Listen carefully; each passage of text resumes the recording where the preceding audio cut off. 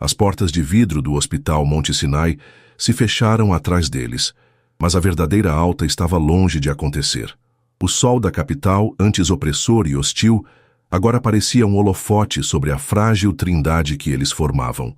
Um homem assombrado pela culpa, uma mulher blindada pela dor e um menino cujo coração recém-consertado era a única cola que os unia. A promessa de um novo começo, sussurrada nos corredores estéreis do hospital, enfrentava agora o teste do mundo real, um mundo onde as cicatrizes, mesmo quando curadas, ainda repuxam a pele e limitam os movimentos. Para Isadora, Miguel e Lucas, a jornada para fora do hospital era apenas o primeiro passo em um caminho minado pelas memórias do passado e pela incerteza aterrorizante do futuro. Se o começo dessa história já tocou seu coração, deixe o seu gostei para eu saber. Aproveita, se inscreve aqui no Histórias que Prendem Você para não perder nenhum capítulo dessa trama. E deixe seu nome nos comentários. Quem sabe ele não aparece com uma saudação especial em uma futura história aqui do canal. Queremos compartilhar narrativas que aquecem a alma e mostram que o amor sempre encontra um caminho. A viagem de volta da capital para o litoral foi realizada no silêncio pesado e desconfortável, que apenas duas pessoas com uma história monumental e dolorosa poderiam compartilhar. Lucas, aninhado em sua cadeirinha no banco de trás do carro de luxo de Miguel, dormia um sono tranquilo pela primeira vez em meses. O ritmo suave de sua respiração, um milagre que Isadora observava pelo retrovisor a cada poucos segundos.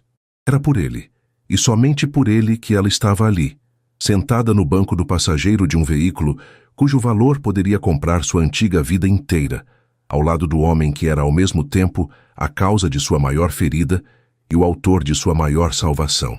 Miguel mantinha as mãos firmes no volante, os nós dos dedos brancos. Ele sentia o peso do olhar dela, mesmo quando ela não o olhava diretamente. Cada quilômetro vencido era uma pequena vitória, mas também a aproximava de uma decisão que ele não sabia como enfrentar. O que aconteceria quando chegassem à Vila das Flores? Ele simplesmente os deixaria na porta daquela casinha humilde e voltaria para sua vida vazia e suntuosa? A ideia era fisicamente dolorosa. Foi ele quem quebrou o silêncio, a voz cuidadosamente neutra, como se estivesse discutindo um caso clínico. Eu estive pensando, a recuperação de Lucas nas próximas semanas é crucial. Ele precisa de repouso, ar puro, um ambiente sem estresse. Isadora permaneceu em silêncio, o corpo tenso. Ela sabia que aquilo era um preâmbulo. Vila das Flores é tranquila, ela finalmente respondeu, a voz desprovida de emoção. É tudo o que ele conhece. Eu sei, Miguel concordou hesitando. Mas a sua casa, ela é pequena. E depois de tudo o que aconteceu, a cidade inteira saberá da história. Haverá curiosos, talvez até a imprensa que a minha família atrai. Não será o ambiente mais pacífico para um menino em recuperação. Ele estava certo. E o fato de ele estar certo a irritava profundamente. Ele estava usando a lógica, a preocupação paternal, e ela não tinha como contra-argumentar. Eu estava pensando... Ele continuou arriscando um olhar rápido em sua direção. A casa de praia. Ela está vazia. É completamente isolada. Tem o mar, o jardim, espaço para ele correr quando puder. Tem tudo de que ele precisa para se fortalecer. E... tem um quarto para você, um para ele e um para mim, se me permitir ficar e ajudar. Como médico e como pai. A menção da casa de praia foi como um soco. O santuário deles. O lugar onde ele lhe prometera o para sempre, antes de estilhaçar seu mundo. Voltar para lá parecia uma forma de tortura, uma profanação de suas poucas memórias felizes. Seu primeiro instinto foi recusar, gritar que preferia ficar em um barraco a voltar para aquele palco de promessas quebradas. Mas então, a imagem de Lucas veio à sua mente, o rosto pálido do filho, a cicatriz em seu peito. Ela pensou na paz do lugar, no som das ondas, na brisa do mar que poderia ajudar a curar não apenas o coração físico dele, mas também as feridas emocionais daquele trauma. O bem-estar de Lucas suplantava seu orgulho, sua dor, seu medo. Sempre suplantaria. Apenas para a recuperação dele, ela disse, as palavras soando como vidro quebrado. É um acordo temporário, pelo Lucas. Miguel sentiu uma onda de alívio tão forte que seus ombros relaxaram. Ele não sorriu, sabendo que seria inadequado. Apenas assentiu. Pelo Lucas, ele repetiu, como um juramento. Chegar à casa de praia foi como entrar em uma fotografia desbotada pelo tempo. Por fora, tudo estava impecavelmente mantido. O jardim bem cuidado, a pintura branca reluzente sob o sol, a varanda de madeira com as 2 cadeiras de balanço viradas para o mar. Mas para Isadora, o lugar estava impregnado de fantasmas. Ao cruzar a porta, o cheiro familiar de maresia e madeira a atingiu, e por um instante, ela era novamente a garota de 17 anos, correndo para os braços de Miguel, rindo, acreditando em contos de fadas. A lembrança foi tão vívida que ela cambaleou. Miguel, percebendo sua palidez, moveu-se instintivamente para ampará-la, mas parou a centímetros de distância, a mão suspensa no ar, lembrando-se de que não tinha mais esse direito. "Você está bem?" ele perguntou, a voz baixa e cheia de preocupação. Isadora recompôs-se, a máscara de indiferença voltando ao lugar. "Estou cansada. Vou levar o Lucas para o quarto dele." Ela o pegou no colo, o peso adormecido do filho servindo como um escudo, e subiu as escadas sem olhar para trás, deixando Miguel sozinho na sala de estar, um estranho em sua própria casa, um rei em um reino abandonado. Os dias que se seguiram foram um exercício de convivência frágil e coreografada. Eles se moviam pela casa como 2 bailarinos desajeitados, tentando evitar colisões. As conversas eram estritamente funcionais, centradas em Lucas, a medicação, a alimentação, os progressos. "Ele comeu toda a sopa", ela informava. "A cicatriz parece estar menos vermelha hoje", ele comentava. Eram relatórios de enfermagem, não diálogos de uma família. Isadora se concentrava em criar uma bolha de normalidade para o filho. Lia histórias para ele na varanda. Faziam desenhos na grande mesa da sala de jantar, montavam castelos de areia na parte mais próxima da casa, onde ele não precisava se esforçar. Miguel observava à distância, o coração apertado por um desejo avassalador de participar, mas com medo de cruzar uma linha invisível. Ele assumiu as tarefas práticas. Ia ao mercado na cidade vizinha. Cozinhava refeições que Isadora mal tocava e passava horas ao telefone, remanejando sua vida profissional multibilionária para poder estar ali, naquele limbo silencioso. A aproximação veio de onde menos esperavam, de Lucas. Conforme se sentia mais forte, o menino começou a ver Miguel não apenas como o Dr. Miguel, mas como uma nova e fascinante presença em sua vida. Numa tarde de ventania, Miguel apareceu com uma pipa colorida em formato de arraia. "O que acha, campeão? Acho que o vento está bom para isso hoje", disse ele a Lucas, que estava sentado na varanda. Os olhos do menino brilharam. Isadora, que observava da cozinha, sentiu o coração vacilar. Empinar pipa era algo que Lucas sempre pedia, mas que ela nunca conseguira fazer sozinha. Miguel levou o menino para a faixa de areia mais plana. Com uma paciência infinita, ele mostrou a Lucas como segurar a linha, como sentir o vento, como correr na medida certa. Após algumas tentativas frustradas, a arraia colorida subiu dançando no céu azul. A risada de Lucas, alta, pura e cheia de alegria, ecoou pela praia. Miguel, correndo ao lado dele, ria também. Não a risada contida do empresário, mas uma risada genuína que vinha do fundo da alma. Da varanda, Isadora assistia à cena, e as muralhas que construíra ao redor de seu coração começaram a tremer. Ela não via o milionário que a abandonou, nem o médico que salvara seu filho. Ela via um pai brincando com seu filho, e a visão era tão bela e tão dolorosa que ela teve que se apoiar no batente da porta, as lágrimas escorrendo silenciosamente por seu rosto. Naquela noite, depois que Lucas adormeceu, exausto e feliz, a atmosfera na casa havia mudado. Havia uma leveza, uma corrente de calor que não existia antes. Eles se sentaram na varanda, cada um em uma cadeira de balanço, observando a lua pratear as ondas. O silêncio, pela primeira vez, não era pesado, mas contemplativo. "Que ele estava feliz hoje", disse Isadora, a voz suave. "Obrigada por isso." "Eu que agradeço", respondeu Miguel, o olhar perdido no horizonte. Ver aquele sorriso, eu daria toda a minha fortuna para não ter perdido os últimos 4 anos. A menção ao passado foi como uma nuvem que encobre a lua. A leveza se dissipou. Isadora se encolheu, o escudo voltando ao lugar. Não podemos mudar o que aconteceu, Miguel. Eu sei, ele disse, virando-se para ela, a dor evidente em seu rosto. Mas talvez possamos construir algo novo. Hoje eu senti que poderíamos ser felizes, como éramos antes. Foi a palavra errada, a comparação errada. O antes era um campo minado. A dor da traição, a humilhação, a fuga no meio da noite, tudo voltou com a força de um maremoto. O rosto de Isadora se transformou em uma máscara de gelo. Não existe antes, Miguel. O antes foi uma mentira que quase me destruiu e que quase custou a vida do nosso filho. Nunca se esqueça disso. Ela se levantou abruptamente, a cadeira de balanço protestando com um rangido. Eu vou para dentro. Está frio. Sem esperar por uma resposta, ela entrou e fechou a porta de vidro, deixando Miguel sozinho na escuridão. O eco de suas palavras pairando no ar salgado. Naquela noite, Isadora chorou em seu travesseiro, não pela dor do passado, mas pelo medo aterrorizante de que, contra todas as probabilidades, contra todo o seu bom senso, seu coração estivesse começando a perdoar. E ela não sabia se era forte o suficiente para sobreviver a isso uma segunda vez. Longe da brisa salgada e do som curativo das ondas, na fria opulência de uma mansão que agora mais parecia um mausoléu, Beatriz Monteiro saboreava sua fúria. O silêncio da casa era uma afronta, um lembrete constante de sua nova e inaceitável posição, a de uma rainha exilada de seu próprio reino.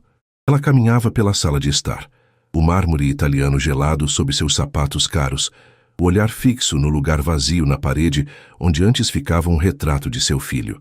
O porta-retratos que Miguel estilhaçara contra a parede ainda não havia sido substituído. Ela ordenara que os cacos permanecessem no chão por dias, um monumento à traição dele, um alimento para seu ódio. Para Beatriz, o amor era uma transação, uma aliança estratégica. O que Miguel sentia por aquela garota, aquela usurpadora, era uma doença, uma febre que precisava ser expurgada para o bem do Império Monteiro. Ele a havia humilhado. Havia escolhido uma estagiária e seu bastardo em detrimento da própria mãe, da mulher que o esculpira, que pavimentara seu caminho para o poder. A remoção de seu cargo na diretoria fora uma declaração de guerra pública, uma ferida narcísica que sangrava sem parar. Ela parou diante da imensa janela, observando o jardim perfeitamente simétrico. Simetria, ordem, controle. Era assim que o mundo deveria funcionar. Isadora e aquela criança eram a anomalia, o caos que ameaçava desestabilizar tudo. Derrotada? Humilhada? Sim, mas acabada? Nunca. Beatriz era uma enxadrista. Havia perdido uma batalha, mas a guerra estava longe de terminar. E ela sabia que atacar o rei diretamente, quando ele estava tão entrincheirado em sua nova paixão, era inútil. A estratégia deveria ser outra. Era preciso minar o tabuleiro, envenenar os peões, atacar a rainha do oponente quando ela se sentisse mais segura. Ela pegou o telefone, um aparelho fino e elegante que parecia uma arma em suas mãos. Discou um número memorizado, o contato de um homem que não existia oficialmente, seu resolvedor de problemas, um especialista em sussurros, boatos e em criar dificuldades que nunca poderiam ser rastreadas até ela. Tenho um trabalho para você, disse ela quando a voz do outro lado atendeu sem cumprimentos. Quero que investigue a vida pregressa de uma moça chamada Isadora. A cidade onde ela morou nos últimos anos, Vila das Flores. Quero saber de cada amigo, cada vizinho, cada conta que ela já atrasou. E quero que os trabalhos de design que ela porventura tente conseguir simplesmente evaporem. Quero que ela se sinta isolada. Quero que ela se lembre de que, sem o meu filho, ela não é absolutamente nada. Um sorriso fino e cruel curvou seus lábios. A vingança, ela sabia, era um prato que se servia frio, mas que era planejado no calor do mais puro ódio. Na casa de praia, alheia à teia que começava a ser tecida ao seu redor, Isadora vivia uma trégua cautelosa. As semanas passavam e, com elas, a força de Lucas retornava de forma visível. O tom azulado de seus lábios desaparecera completamente, dando lugar a bochechas rosadas e saudáveis.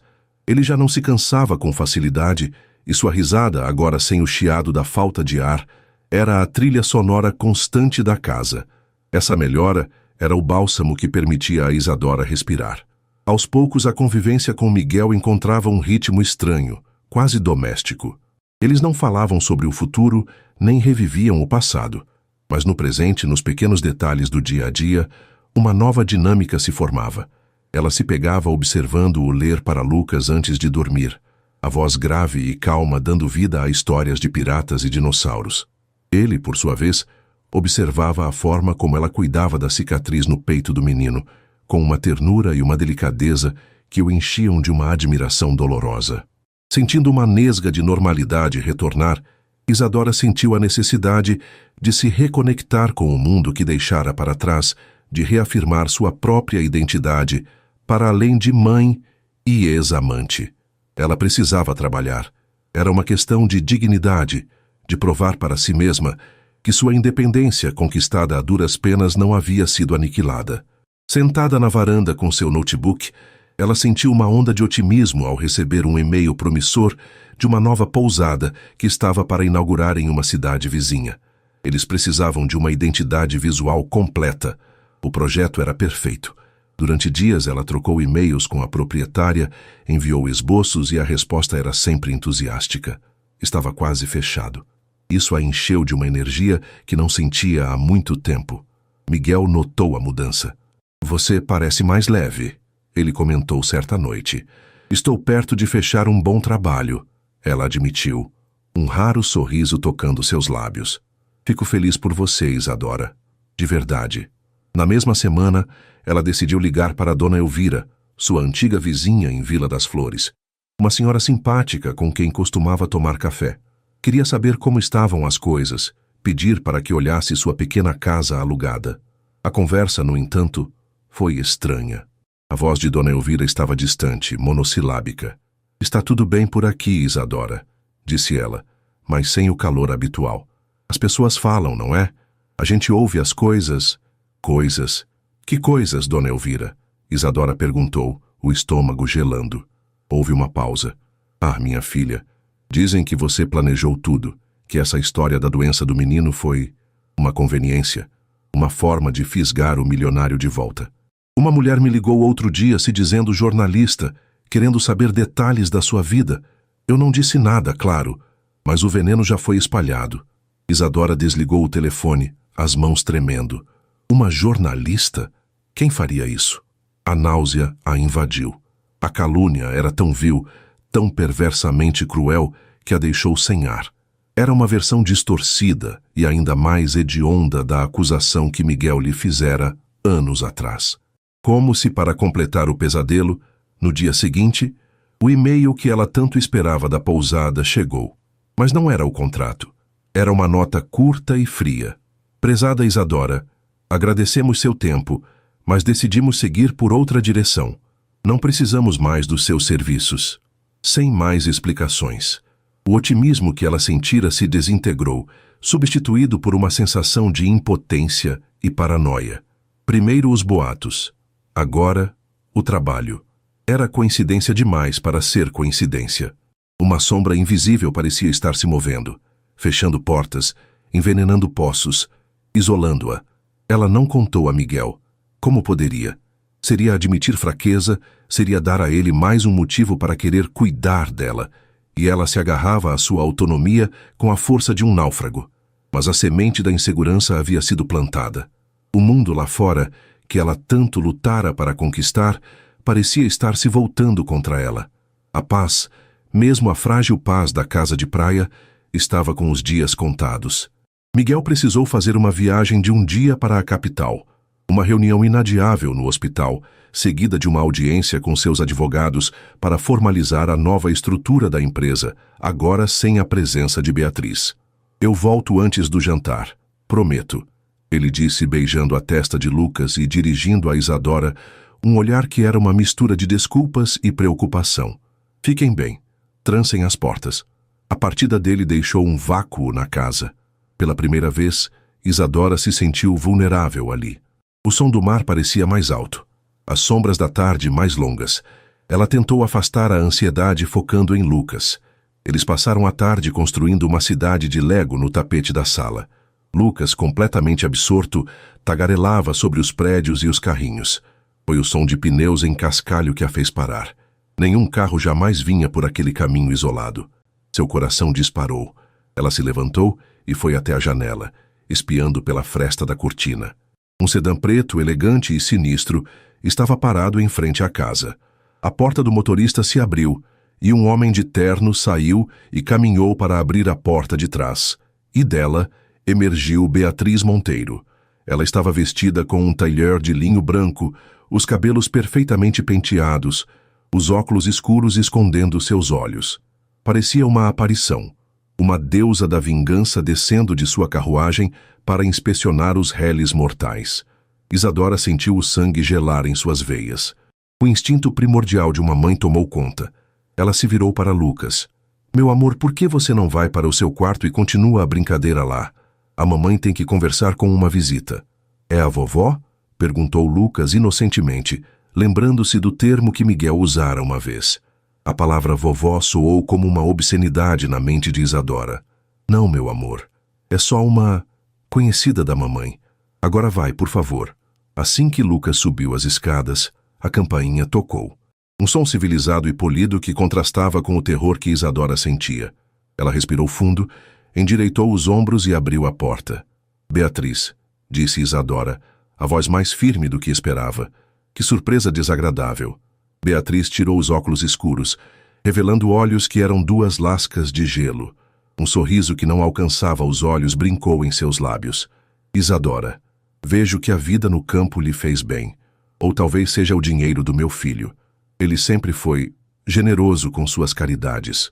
Ela passou por Isadora e entrou na casa como se fosse sua, o perfume caro e floral invadindo o ambiente, uma violação olfativa. Seus olhos percorreram a sala, o desprezo evidente em seu rosto. Um lugar rústico. Miguel sempre teve esse gosto peculiar pelo que é simples. O que você quer aqui? Isadora cortou, fechando a porta. Não se aproxime do meu filho. Seu filho? Beatriz riu, uma risada baixa e controlada. Oh, querida, você quer dizer, o meu neto, o herdeiro de tudo isso. É por isso que estou aqui, pelo futuro dele. Ela se sentou em uma das poltronas cruzando as pernas elegantemente. Eu não vim brigar, Isadora. Eu vim como uma aliada. Vim oferecer uma solução. Isadora permaneceu de pé, os braços cruzados, uma estátua de desconfiança. Eu não preciso de nada que venha de você. É aí que você se engana, disse Beatriz, inclinando-se para a frente, a voz agora um sussurro conspiratório e venenoso. Você vive nesta bolha, nesta fantasia romântica. Mas o mundo lá fora, o nosso mundo, é feito de tubarões. A história de vocês já vazou. O filho bastardo do magnata, a mãe golpista que voltou, é um prato cheio para os tabloides. Você acha que isso vai parar? Isso é apenas o começo. Ela gesticulou com a mão. Imagine o Lucas na escola. Lá vai o menino cuja mãe deu o golpe da barriga. Imagine os sócios do meu filho, as famílias rivais, usando essa história para minar a autoridade dele. Imagine o futuro desse menino para sempre marcado por um escândalo. Você está sendo egoísta, Isadora. Está pensando no seu pequeno romance remendado e não no que é melhor para ele. Cada palavra era um golpe calculado, projetado para atingir as maiores inseguranças de Isadora. O medo de não ser suficiente, de seu passado prejudicar o filho, a dúvida que já havia sido plantada pelos boatos em Vila das Flores. Miguel pode protegê-lo, disse Isadora, a voz vacilante. Beatriz soltou uma risada de escárnio. Miguel está cego. Ele é um homem brilhante, mas o amor o torna um idiota. Ele não pode proteger o menino dele mesmo. A presença de vocês na vida dele é um ponto fraco, uma vulnerabilidade que todos os nossos inimigos irão explorar. E quem vai sofrer no final? Não será Miguel, será o menino. Ela se levantou e caminhou até Isadora, parando tão perto que Isadora podia sentir a frieza que emanava dela. É por isso que eu vim lhe fazer uma proposta.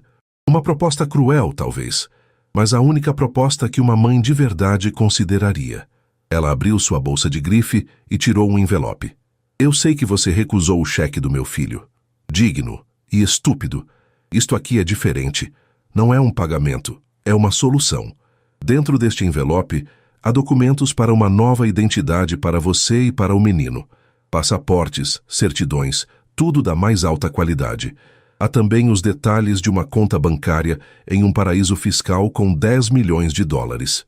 O suficiente para vocês viverem como reis em qualquer lugar do mundo onde ninguém os conheça.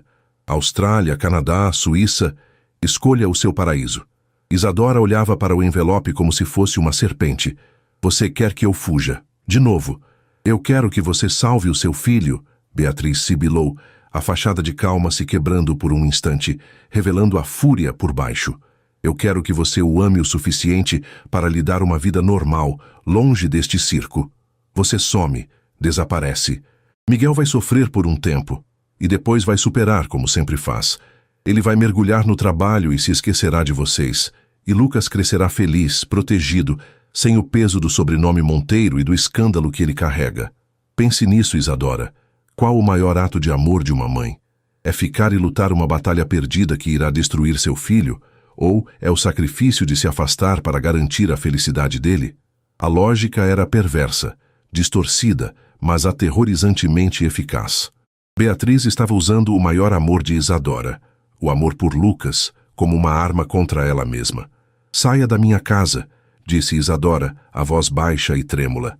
Pense bem, querida, disse Beatriz, colocando o envelope sobre a mesa de centro. A oferta é válida por 1 semana. Depois disso, eu não poderei mais controlar a imprensa. As fotos do menino, a sua história, tudo virá à tona. A escolha é sua. Seja a heroína da sua história e salve o seu filho. Com um último sorriso vitorioso, Beatriz se virou e saiu, deixando para trás o envelope branco e um veneno de ação lenta que começava a se espalhar pelas veias de Isadora. Sozinha na sala, Isadora desabou na cadeira, o corpo tremendo incontrolavelmente. A força que ela usara para confrontar Beatriz era adrenalina pura, e agora que havia passado, restava apenas o medo. Um medo frio e paralisante. Ela olhou pela janela e viu Lucas, que havia voltado para a sala e agora brincava no tapete, alheio a tudo, o rosto iluminado pela alegria. E a pergunta terrível de Beatriz ecoou em sua mente repetidamente. E se ela tiver razão? E se o maior perigo para a felicidade do meu filho for eu? A frágil aliança com Miguel, a promessa de um novo começo, tudo parecia agora uma fantasia infantil diante da cruel realidade que Beatriz lhe apresentara. O som do carro de Miguel retornando pela estrada de cascalho foi o estopim que arrancou Isadora de sua paralisia. Ela se levantou em um sobressalto, o corpo ainda tremendo, e agiu por puro instinto. Correu para a mesa de centro, pegou o envelope branco e o escondeu no fundo de sua bolsa, como se o objeto estivesse radioativo, contaminando o ar da casa. Quando Miguel abriu a porta, encontrou-a de pé no meio da sala, os braços envolvendo o próprio corpo, o rosto uma máscara pálida de uma tranquilidade forçada. Ele, no entanto, aprendeu a ler as nuances dela. Anos de arrependimento o haviam transformado em um observador atento de sua linguagem corporal. Ele viu a rigidez em seus ombros, o tremor quase imperceptível em suas mãos, o medo mal disfarçado em seus olhos. A atmosfera na casa, que ele deixara leve e promissora, estava agora carregada, densa de pavor. Aconteceu alguma coisa, ele afirmou. Não perguntou, fechando a porta atrás de si. O cansaço de seu dia em reuniões e confrontos com advogados desapareceu, substituído por um alerta agudo. Onde está o Lucas? No quarto, dormindo. Ela respondeu, a voz um fio. Ele está bem. Não aconteceu nada com ele. Mas aconteceu alguma coisa com você. Ele insistiu, aproximando-se lentamente, como quem se aproxima de um animal assustado. Isadora, por favor, fale comigo. Você está pálida como um fantasma. Ela queria negar. Queria engolir o veneno de Beatriz e lidar com ele sozinha. Era seu fardo, sua fraqueza. Admitir o que acontecera seria admitir que Beatriz a havia atingido, que ela era vulnerável. Mas ao olhar para o rosto de Miguel, para a preocupação genuína e intensa que via ali, ela percebeu que o silêncio também era uma arma que a isolaria. O segredo a colocaria exatamente onde Beatriz queria, sozinha e apavorada. As lágrimas que ela segurara com tanta força transbordaram. Ela esteve aqui, sussurrou Isadora, a voz quebrando. Sua mãe, Beatriz, esteve aqui. A reação de Miguel foi instantânea e violenta. Uma fúria gélida tomou conta de seu rosto, transformando-o no empresário implacável que Isadora um dia temera. O quê? Ele rosnou, o controle se esvaindo. Como ela ousou? O que ela fez? Ela te machucou? Não fisicamente, disse Isadora, recuando um passo. A intensidade dele era avassaladora. Com as mãos trêmulas, ela abriu a bolsa e tirou o envelope branco, estendendo-o para ele. Ela me fez uma proposta. Miguel arrancou o envelope da mão dela e o abriu. Seus olhos percorreram os documentos, os passaportes falsos, os detalhes da conta offshore. A cada linha que lia, seu rosto ficava mais sombrio, a raiva dando lugar a uma expressão de nojo e repulsa tão profundos que era assustador de se ver. Ele amassou os papéis com uma força brutal, o som do papel sendo esmagado ecoando na sala silenciosa. Por um momento, Isadora pensou que ele explodiria, que gritaria, que quebraria alguma coisa.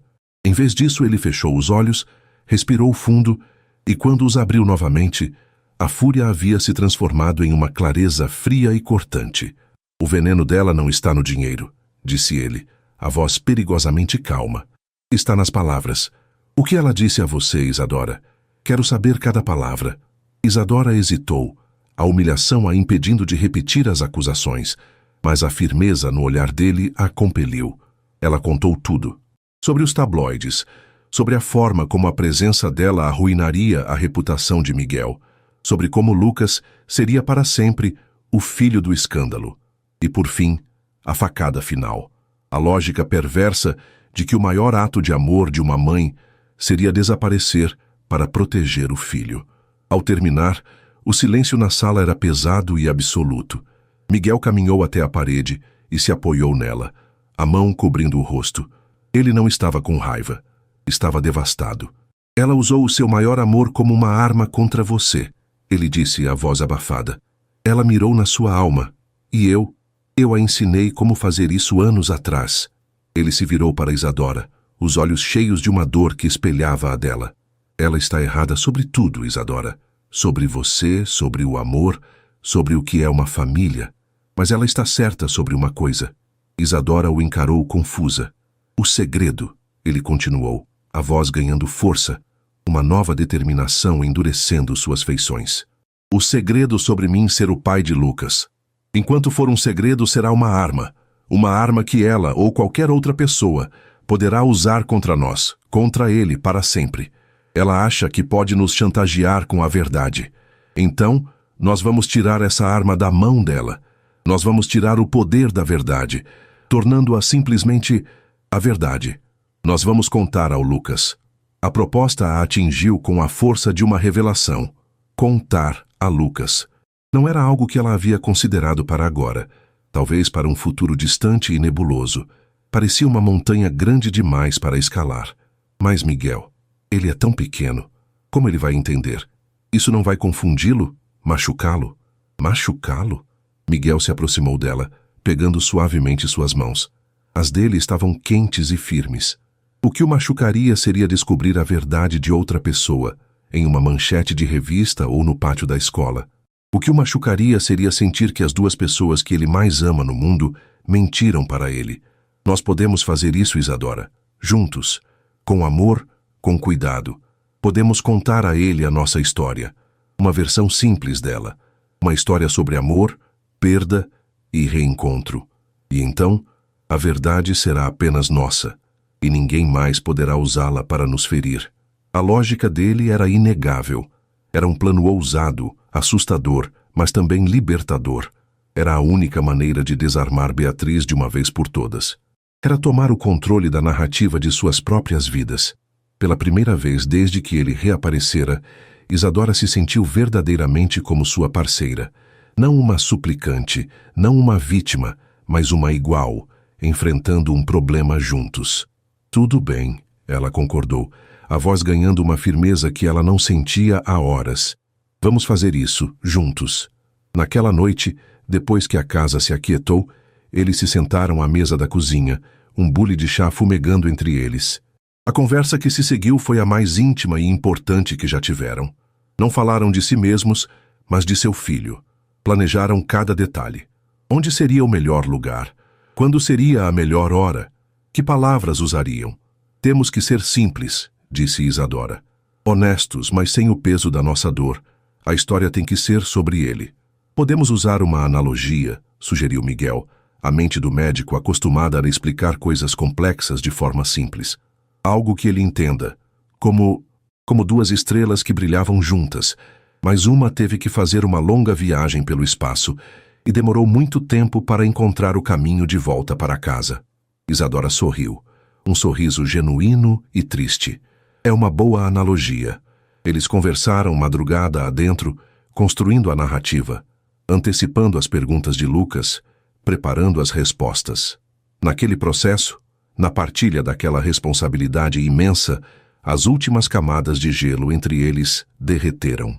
Eram pai e mãe, unidos em um propósito sagrado, proteger o coração de seu filho, não apenas o órgão físico, mas a essência de sua inocência e felicidade. No dia seguinte, uma calma ansiosa pairava sobre a casa. Eles decidiram que o melhor momento seria ao entardecer, durante um passeio na praia. O pôr do sol, com sua beleza tranquila e promessa de um novo dia, parecia o cenário perfeito. Durante a tarde, eles agiram com uma normalidade estudada. Brincaram com Lucas, leram livros, mas ambos estavam cientes da contagem regressiva. Quando o sol começou a sua descida dourada, pintando o céu com matizes de laranja, rosa e violeta, Miguel olhou para Isadora. Ela assentiu. Era a hora. "Ei, campeão!" disse Miguel a Lucas, que estava concentrado em enterrar os pés na areia. "Que tal darmos uma caminhada até aquela pedra grande? A mamãe e eu queremos conversar uma coisa com você."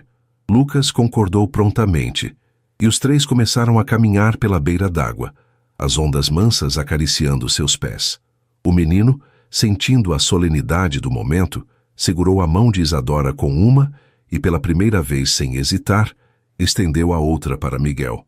O simples ato de andar de mãos dadas os três juntos encheu o coração de Miguel de uma emoção tão forte que ele precisou engolir em seco para não chorar ali mesmo.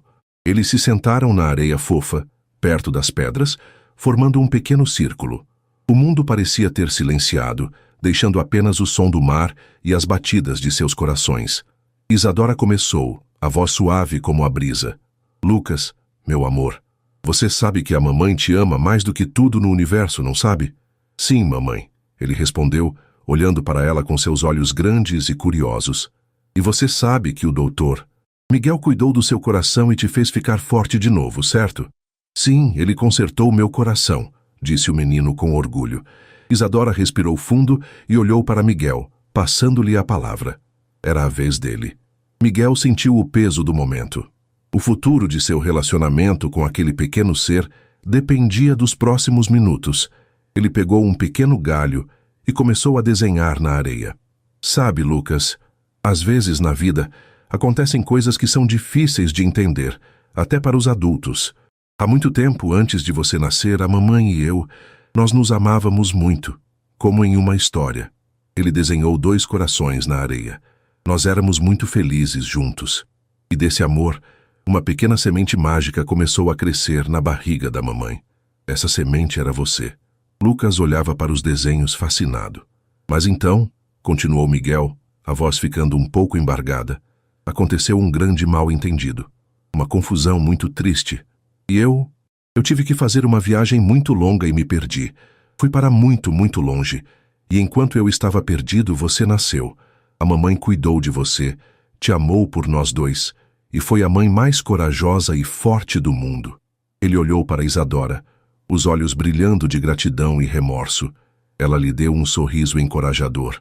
"Mas mesmo estando longe, Lucas, eu nunca deixei de pensar em vocês.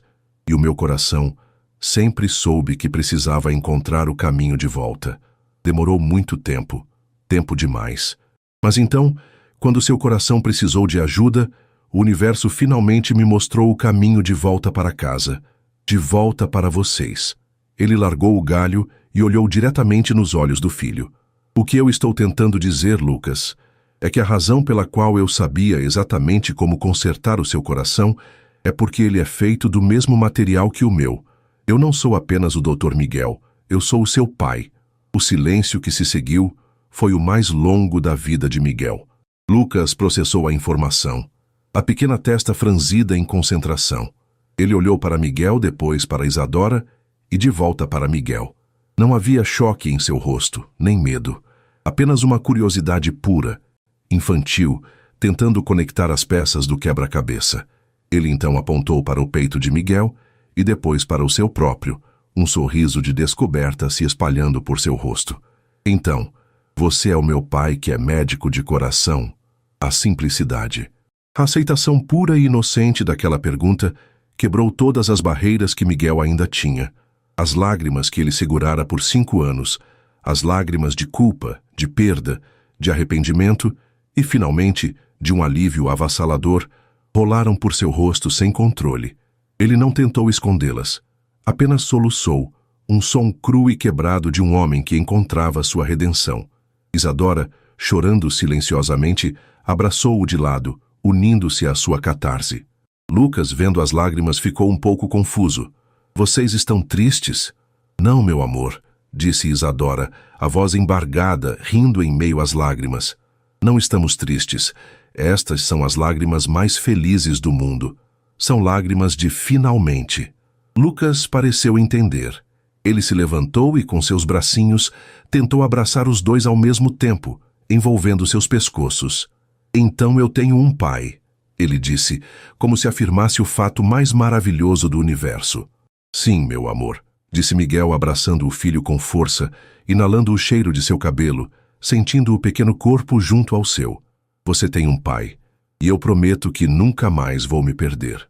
Naquela praia, ao pôr do sol, abraçados na areia, eles não eram mais 3 pessoas quebradas unidas por uma crise. Eram uma família. A verdade, despida de sua capacidade de ferir, havia se tornado o alicerce sobre o qual eles poderiam, finalmente, começar a construir seu futuro. A sombra de Beatriz, embora ainda existisse, havia perdido seu poder. Eles haviam encontrado a sua luz. A verdade, uma vez liberta, operou uma alquimia na pequena casa de praia. Onde antes havia uma tensão frágil, agora florescia uma intimidade fácil e genuína. O ar, antes pesado com palavras não ditas, agora vibrava com risadas e uma nova palavra que, de tão simples, parecia conter o universo inteiro. Pai. Lucas a usou pela primeira vez de forma casual, quase acidental. Estava na varanda, tentando amarrar o cadarço de seu tênis, uma tarefa que ainda o frustrava. Miguel se aproximou para ajudar. Deixa eu te mostrar um truque, campeão, disse ele, ajoelhando-se. Quando terminou, Lucas olhou para o laço perfeito e depois para o rosto de Miguel, um sorriso radiante se abrindo. Obrigado, pai. A palavra pairou no ar por um segundo. Miguel congelou, o coração dando um salto tão forte que ele sentiu no fundo da garganta. Ele olhou para Isadora, que observava da porta da cozinha, e viu seus olhos marejados, um reflexo exato da emoção que o inundava. Aquele era o som da normalidade, o som da vitória. Os dias que se seguiram foram como um vislumbre do futuro que eles mal ousavam sonhar. A dinâmica entre eles se assentou em um companheirismo natural. Eram uma equipe. Miguel trocou suas teleconferências sobre fusões e aquisições por lições de como construir o mais resistente dos castelos de areia. Isadora, livre da ansiedade que a consumia, voltou a desenhar em seu caderno, não por trabalho, mas por pura alegria, capturando o perfil de Lucas enquanto ele dormia, ou o jeito como Miguel olhava para o mar, perdido em pensamentos. Uma manhã, eles decidiram fazer panquecas e a cozinha se transformou em um campo de batalha de farinha e risadas, com os 3 terminando mais brancos que a massa. Naquele caos feliz, enquanto limpava uma mancha de farinha do nariz de Miguel, Isadora sentiu seu coração se contrair, não de dor, mas de um sentimento cálido e perigoso que ela reconheceu como felicidade. O amor que ela sentia por ele, o amor que ela tentara enterrar sob camadas de ressentimento e autoproteção, estava ali teimosamente vivo, e não era mais o amor ingênuo de uma adolescente. Era algo mais profundo, mais maduro, forjado no fogo e temperado pelo perdão. Mas enquanto a paz florescia na casa de praia, a tempestade se formava na capital. Beatriz Monteiro não era uma mulher que aceitava a derrota. A falta de notícias de Isadora após sua visita, o silêncio que se seguiu à sua proposta, a enchia de uma fúria impotente. A confirmação de seu fracasso veio da forma mais fria e oficial possível, um envelope timbrado dos advogados de Miguel. Não era uma carta, era uma declaração de guerra. Um documento que a informava de sua destituição formal e final de qualquer cargo consultivo remanescente nas empresas Monteiro, acompanhado de uma ordem de restrição que a proibia de se aproximar ou contatar Isadora ou Lucas. O insulto final. Ele não estava apenas a cortando de sua vida, estava usando o poder do império que ela o ajudara a construir para erguer uma muralha legal contra ela. O papel tremeu em suas mãos. A humilhação era um ácido em suas veias. Ela olhou para o jardim impecável de sua mansão e tudo o que viu foi uma prisão dourada. Se ela não podia remover a doença que infectara seu filho, então ela atacaria o que ele mais amava. Ela faria o impensável. Pegou o telefone e ligou para seu advogado mais impiedoso. "Prepare uma petição de custódia", disse ela, a voz desprovida de qualquer emoção. "Meu neto está sob os cuidados de uma mulher instável e oportunista. E meu filho, claramente, não está em seu juízo perfeito. Eu vou salvá-lo. Mesmo que para isso eu precise destruí-los." A bomba explodiu em uma tarde ensolarada. Isadora estava na varanda, ajudando Lucas a pintar um desenho do mar, quando um carro desconhecido parou em frente à casa. Desta vez, não era Beatriz, mas um homem de terno caro e expressão fúnebre que se apresentou como um oficial de justiça. Ele lhe entregou um envelope grosso, solicitou sua assinatura e partiu sem dizer uma palavra. Miguel, que estava na cozinha, veio ver o que era. Juntos, eles se sentaram à mesa e abriram o documento. Era uma petição judicial, uma longa e assustadora peça de ficção jurídica que pintava Isadora como uma mãe negligente e emocionalmente instável, citando sua fuga anos antes e sua vida nômade e sem rendimentos fixos como provas. Acusava-a de alienação parental e de usar a criança para manipular Miguel. As calúnias que Beatriz espalhara em Vila das Flores estavam ali, disfarçadas de declarações de testemunhas. A petição solicitava a guarda emergencial de Lucas Monteiro para sua avó paterna, Beatriz Monteiro, a única figura estável e capaz de prover o bem-estar físico, moral e financeiro da criança. O mundo de Isadora girou. Era um ataque tão baixo, tão vil, que a deixou sem fôlego. Todas as suas inseguranças, todos os seus medos estavam ali, impressos em papel timbrado, transformados em armas legais para arrancar seu filho de seus braços. Miguel leu o documento, o rosto se transformando em uma máscara de fúria controlada. Ele pegou o telefone. "Vou ligar para o meu advogado. Vou contratar a melhor equipe de defesa do país. Ela não vai chegar nem perto dele, Isadora. Eu juro." Mas Isadora colocou a mão sobre a dele, parando-o. Ela olhou para ele, e em seus olhos não havia pânico, mas uma chama fria de determinação. A menina que fugira na chuva havia desaparecido para sempre. Em seu lugar estava uma leoa cuja cria fora ameaçada. "Não, Miguel", disse ela, a voz surpreendentemente calma e forte. "Chega de advogados. Chega de nos escondermos atrás de papéis.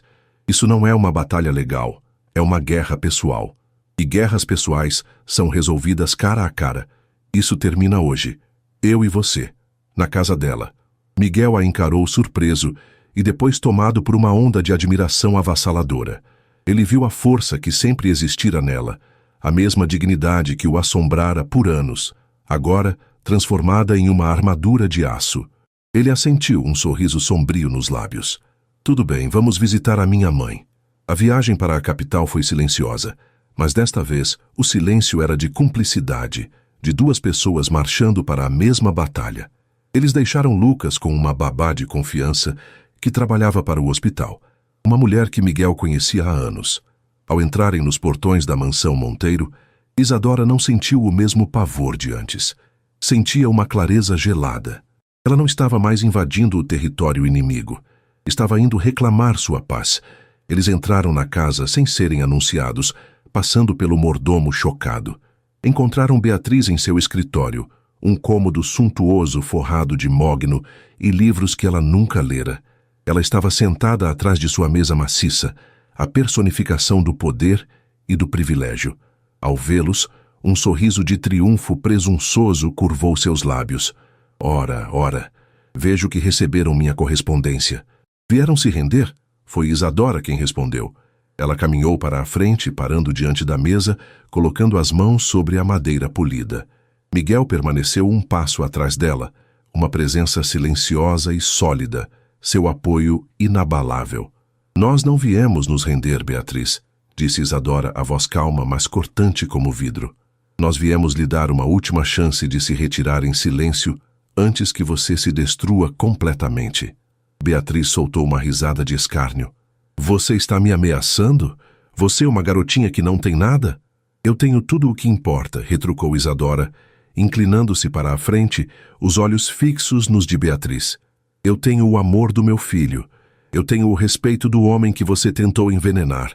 E eu tenho a verdade. E você? O que você tem, Beatriz? Uma casa vazia? Um legado construído sobre mentiras? Um filho que te despreza? Cada pergunta era uma flecha, e Isadora via cada uma atingir o alvo. Você fala de estabilidade? Você forjou documentos para destruir um relacionamento. Você espalhou calúnias para isolar uma mãe.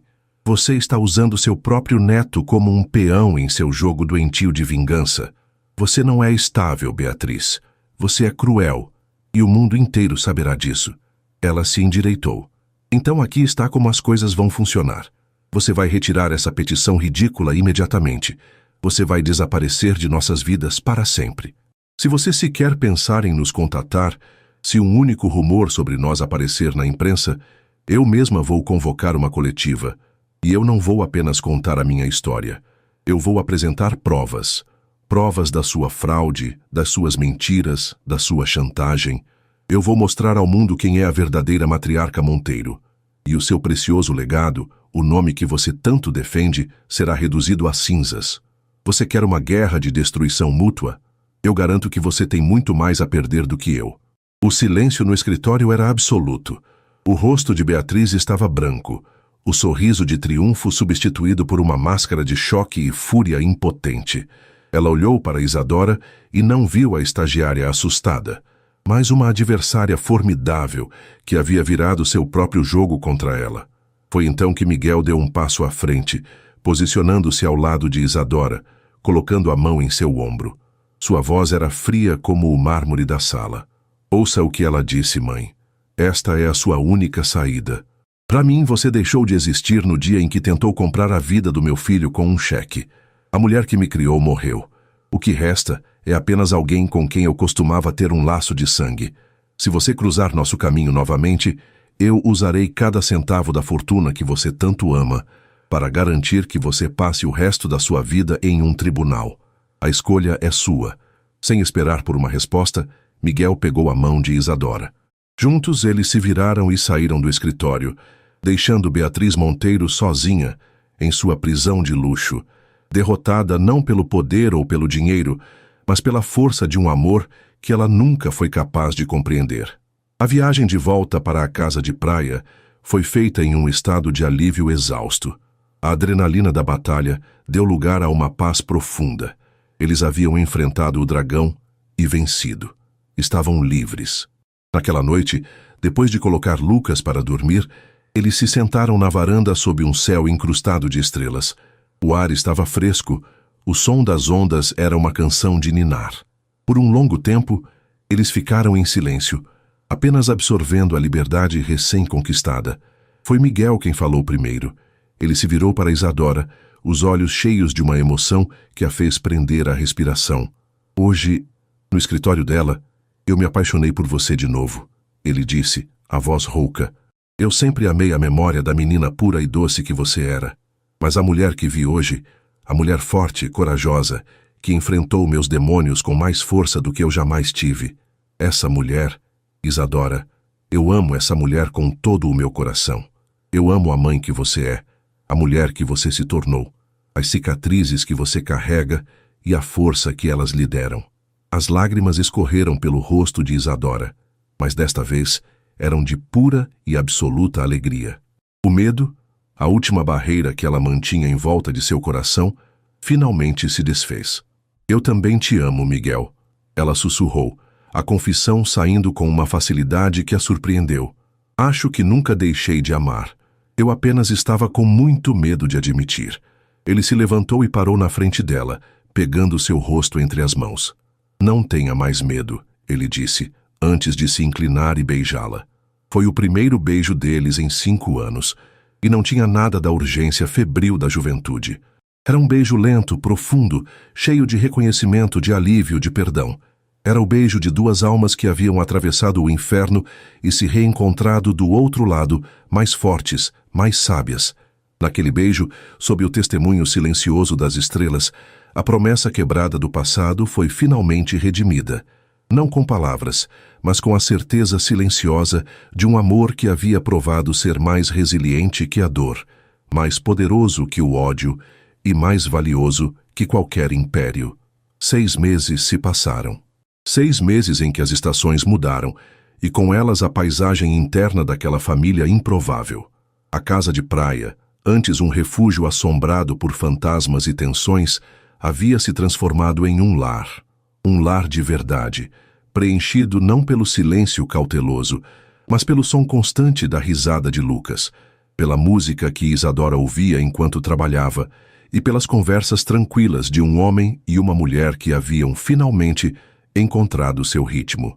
A liberdade que conquistaram naquele dia no escritório de Beatriz foi o solo fértil, onde a confiança pôde, enfim, criar raízes. Miguel, para a surpresa do mundo dos negócios, havia se redefinido. Ele não abandonou o império, mas o delegou, mantendo um controle estratégico à distância. Trocou a maior parte de suas horas na sala de reuniões por horas na areia da praia.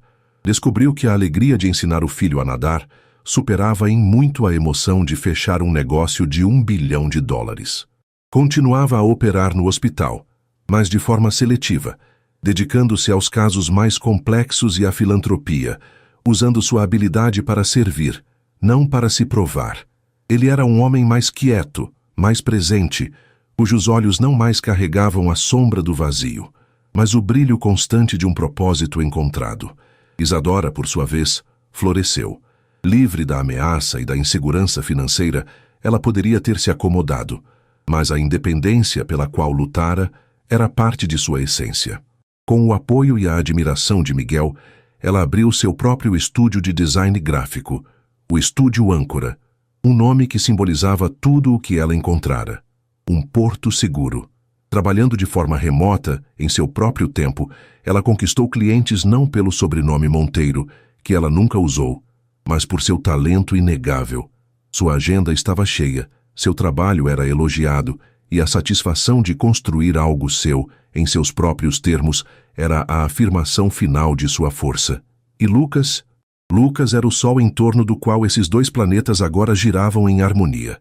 Aos 4 anos e meio, ele era um menino vibrante, inteligente e carinhoso, sem nenhuma sequela física ou emocional visível de seu trauma. Para ele, ter um pai e uma mãe que o amavam e viviam juntos era a mais simples e natural das verdades. O auge dessa nova era chegou em um sábado ensolarado de verão, o dia do aniversário de 5 anos de Lucas. A casa de praia estava irreconhecível, transformada em um paraíso infantil. Balões coloridos dançavam na brisa do mar. Uma mesa comprida no jardim gemia sob o peso de um bolo de chocolate, docinhos e sanduíches, e uma pequena multidão de crianças corria pela grama, os gritos de alegria se misturando ao som das ondas. Os convidados eram um reflexo de sua nova vida. Não havia magnatas ou socialites. Estavam ali Carla, a enfermeira-chefe da pediatria, que se tornara uma amiga querida de Isadora. Os pais de alguns coleguinhas de Lucas, de uma escolinha local onde ele começara a frequentar. E 1 ou 2 amigos genuínos de Miguel, homens que o conheciam desde antes da fortuna e do poder. Isadora, vestindo um vestido floral leve, movia-se entre os convidados com uma graça e uma confiança que a faziam brilhar. Miguel, de bermuda e camisa de linho, estava no centro da bagunça, agindo como o recreador-chefe de uma caça ao tesouro que ele mesmo planejara, rindo mais alto que as crianças. De tempos em tempos, seus olhares se cruzavam sobre o caos feliz. Eles trocavam um sorriso, uma comunicação silenciosa que dizia tudo. Em um desses momentos, Carla se aproximou de Isadora, entregando-lhe um copo de suco. "É bom ver vocês assim", disse a enfermeira, os olhos experientes brilhando com sinceridade. "No hospital eu rezei muito por isso. Não apenas pela cirurgia, mas por essa paz que vocês encontraram." "Nós também rezamos muito, Carla, de maneiras diferentes", respondeu Isadora, o coração cheio de gratidão. "Demorou, mas encontramos o caminho." O ponto alto da festa foi a hora dos parabéns. Lucas, os olhos brilhando de excitação, estava sentado na ponta da mesa, com Isadora de um lado e Miguel do outro. Enquanto todos cantavam, ele olhou para os pais, um de cada vez, e seu sorriso era tão puro, tão cheio de amor e segurança, que para Isadora e Miguel, aquele momento se tornou a imagem definitiva da felicidade. Depois do bolo, vieram os presentes. Lucas rasgava os papéis com entusiasmo, agradecendo por cada carrinho, cada livro, cada dinossauro de plástico. O último presente era de Miguel e Isadora. Uma caixa simples. Dentro, não havia um brinquedo caro ou tecnológico, mas um filhote de cachorro, um pequeno labrador dourado com um laço vermelho no pescoço que imediatamente começou a lamber o rosto de Lucas para o deleite de todas as crianças. "Ele se chama Trovão", anunciou Lucas, abraçando o filhote, decidindo o nome no mesmo instante. A alegria em seu rosto era a prova de que as melhores coisas da vida não tinham preço. Ao entardecer, os convidados começaram a se despedir, deixando para trás o rastro de uma festa bem-sucedida. Pratos de bolo pela metade, serpentinas na grama e uma atmosfera de contentamento. Depois que o último carro partiu, Miguel e Isadora colocaram um Lucas exausto e feliz na cama, com o pequeno Trovão já aninhado a seus pés. A casa ficou em silêncio, um silêncio agora confortável, preenchido pela paz. Juntos, em uma parceria fácil, eles recolheram o básico da bagunça, deixando o resto para o dia seguinte. Então, Miguel pegou a mão de Isadora. "Vem, vamos sentar lá fora." Eles se acomodaram nas cadeiras de balanço da varanda, as mesmas cadeiras que haviam testemunhado tanta dor, tanta tensão e, por fim, a redenção. O céu, agora livre do sol, exibia um tapete de estrelas cintilantes. O mar sussurrava seus segredos para a noite. Por um longo tempo, eles apenas se balançaram suavemente de mãos dadas, absorvendo a paz. Foi Miguel quem quebrou o silêncio, a voz baixa e carregada de emoção. "Hoje, vendo o Lucas soprar aquelas velhinhas, eu percebi que todos os meus desejos já se realizaram. Eu tenho ele, e eu tenho você." Ele parou de se balançar e se virou para ela, os olhos sérios e profundos sob a luz prateada da lua. "Isadora, eu passei 5 anos em um deserto que eu mesmo criei, e você me deu um oceano. Você me ensinou o que é força, o que é perdão e o que é amor de verdade. O amor que não desiste, que protege, que cura." Ele desceu da cadeira de balanço e se ajoelhou na frente dela, sobre a madeira da varanda. O coração de Isadora disparou, uma onda de emoção a deixando sem ar. Ele tirou do bolso uma pequena caixa de veludo. "Eu sei que não posso apagar o passado. As cicatrizes sempre farão parte da nossa história, mas elas são a prova de que sobrevivemos. E eu não quero mais sobreviver. Eu quero viver, cada dia com você." Ele abriu a caixa. Dentro, um anel simples e elegante brilhava suavemente. Não era uma joia ostensiva, mas uma única pedra de água marinha, da cor exata do mar em um dia claro, sustentada por um aro fino de ouro branco. Era um anel que falava de calma, de profundidade, de beleza natural. Era perfeito. "Eu não estou te oferecendo um conto de fadas, Isadora. A vida nos ensinou que eles não existem." Ele continuou, a voz embargada. "Eu estou te oferecendo-o todos os dias. Prometo te honrar todos os dias. Prometo continuar a merecer sua confiança todos os dias. Prometo ser um pai para o nosso filho e o parceiro que você merece, todos os dias. Prometo errar porque sou humano, mas prometo sempre, sempre encontrar o caminho de volta para você. Prometo te amar não para sempre, mas um dia de cada vez, pelo resto da minha vida. Isadora, casa comigo?" As lágrimas que escorriam pelo rosto de Isadora Eram quentes e doces. Eram as lágrimas que ela pensou que nunca mais choraria. Lágrimas de uma alegria tão completa, tão avassaladora, que parecia grande demais para caber em seu peito. Ela se inclinou, pegando o rosto dele entre as mãos. Sim, ela sussurrou, a voz cheia de choro e riso. Sim, 1000 vezes sim. Miguel deslizou o anel em seu dedo e ele se encaixou como se sempre estivesse ali. Ele se levantou e a beijou. Um beijo que não era de paixão desesperada ou de alívio, mas de certeza. Um beijo de porto seguro, de promessa, de lar. Abraçados na varanda da casa que agora continha toda a sua história, eles olharam para o mar escuro que se estendia infinito à sua frente. As cicatrizes ainda estavam lá, mas não doíam mais. Eram apenas o mapa que os havia guiado, através da mais escura das tempestades até a calma e a preciosa luz daquela segunda chance. Um começo. E assim termina mais uma história aqui no nosso canal. E aí, gostou? Se essa trama te prendeu e você não quer perder nenhuma das próximas narrativas emocionantes, então não se esqueça. Inscreva-se agora no Histórias que Prendem Você e ative o sininho para receber todas as notificações. Seu like também ajuda muito o canal a crescer. Muito obrigado pela companhia e te espero na próxima história.